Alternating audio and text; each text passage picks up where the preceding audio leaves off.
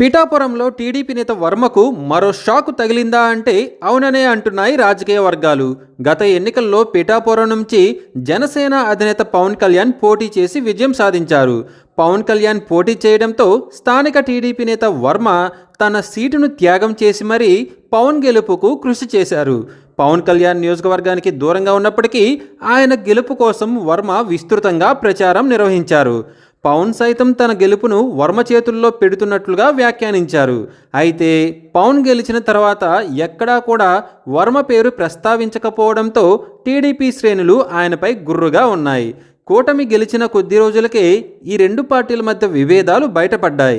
బహిరంగంగానే ఒకరిపై మరొకరు విమర్శలు గుప్పించుకున్నారు. అటు చంద్రబాబు సైతం వర్మకు పెద్దగా ప్రాధాన్యతను ఇస్తున్నట్లు కనిపించడం లేదు. వర్మకు ఎమ్మెల్సీ ఇచ్చి మంత్రివర్గంలో తీసుకుంటారని చంద్రబాబు హామీ ఇచ్చారు.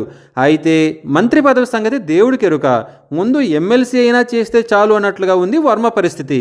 నియోజకవర్గంలో వర్మ మాట చెల్లడం లేదు. తాజాగా వర్మకు ఊహించని షాక్ తగిలింది. సంక్రాంతికి బరులు గీసి కోడిపందాలు ఆడడం వర్మ అనుచరులకు మొదటి నుంచి ఉన్న అలవాటు.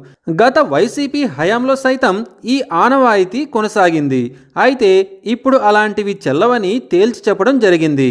ఇది డిప్యూటీ సీఎం నియోజకవర్గమని, అందువల్ల కోడి పందాలు లాంటివి వద్దే వద్దని పైనుంచి ఆదేశాలు వచ్చాయని చెబుతున్నారట పిఠాపురం పోలీసులు. పందాలు కోసం బరులు గీస్తే చర్యలు తప్పవని కూడా హెచ్చరికలు చేస్తున్నారట. పిఠాపురంలో తమదే పై చేయి అనుకుంటే ఇలా అయిందేంటని వర్మ వర్గీయులు కూడా కలవరపడుతున్నారు. మొత్తానికి వర్మకు పిఠాపురం పోలీసులు గట్టి షాకే ఇచ్చారని చర్చ నియోజకవర్గంలో సాగుతుంది.